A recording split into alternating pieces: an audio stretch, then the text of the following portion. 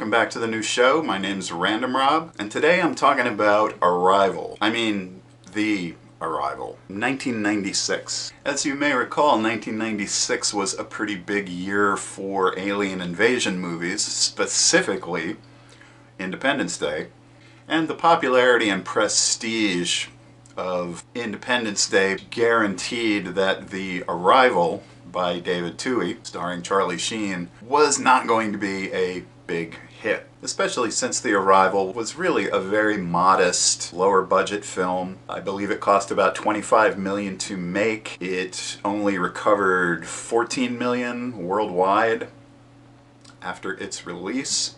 There apparently had been the belief that even if the movie was not a big seller in the US, it would do well overseas, because Charlie Sheen was still a pretty hot property internationally in the mid-90s, but it didn't.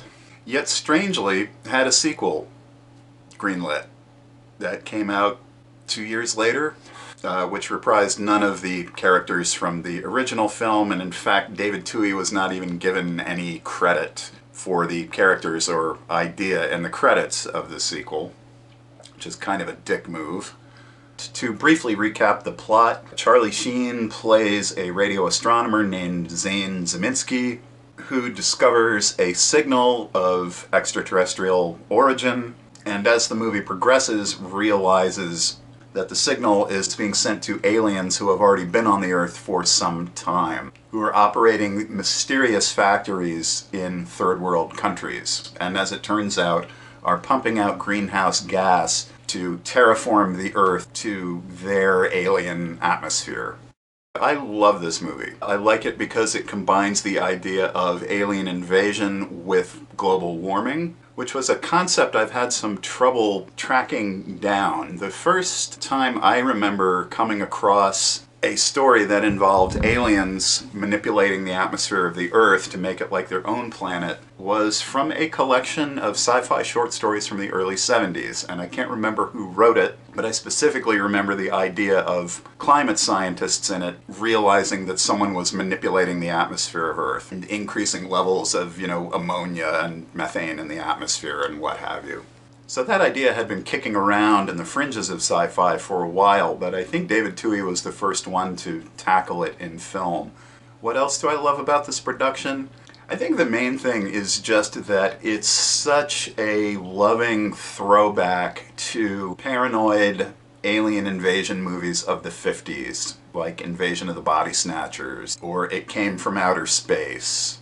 I love the cinematography in this movie by Hiro Narita, a Korean cinematographer who worked on such films as Star Trek VI and The Rocketeer and the beautiful Disney movie Never Cry Wolf from 1983. Every shot in this movie is crystal clear, brightly lit, full of high contrast and bright colors. And I just think there's something to be said for that visual style with science fiction. It's often easier to cheat visually, use a lot of shadows and smoke and whatever to cover up lack of detail in a shot. All the imagery in this film it's nice and punchy and clean and strong. The soundtrack by Arthur Kemple gives the material a really epic feel. I like Charlie Sheen in this movie a lot. With most popular actors, if you see them playing a scientist in the film, you're very aware that they are who they are and they're not really scientists. But Sheen manages to really sound like an honest-to-God tech nerd. He's believable in it. It brings up another thing I really like about this film is that, for the most part, the dialogue in the film relating to satellites and radio astronomy in most of the scenes sounds proper and believable. I'm not saying this film flawlessly executes ideas of science or that it's not full of logical inconsistencies. It has plenty of them. Probably the most awkward one is when Ilana Green, a climate scientist played by Lindsay Krause, who I've been a fan of since she was in All the President's Men, she asks Charlie Sheen's character at a key point what terraforming is. Like, she doesn't know. And the idea that a climate scientist in 1996 would not know what the word terraforming means is kind of just, no. Now, if the movie had been made in the 60s, yeah, maybe, but Climate scientists definitely knew what terraforming was in the mid-90s.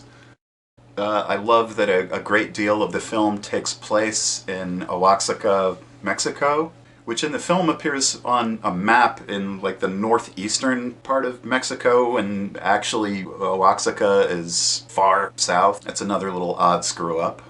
One of my favorite details is that the characters of the heavies, the alien muscle in this film, work in disguise as lawn care specialists. And they manage to be totally malevolent and creepy as fuck, even though they have one line. You know, I love the sequence where they bring this black hole grenade device to Zeminski's house to destroy his lab and his records. They detonate it in his office while they're walking around his lawn running their leaf blowers and cranking them up to cover up the noise of this implosion device destroying his lab. It's just a really great, creepy moment. Or the sequence where Zeminski finally sneaks into the underground of the factory in Mexico. It's like at least 10 minutes long with just no dialogue. It's just Charlie Sheen's character observing what's going on, not having any idea what he's looking at. And it really puts the viewer in his character. It's really effective.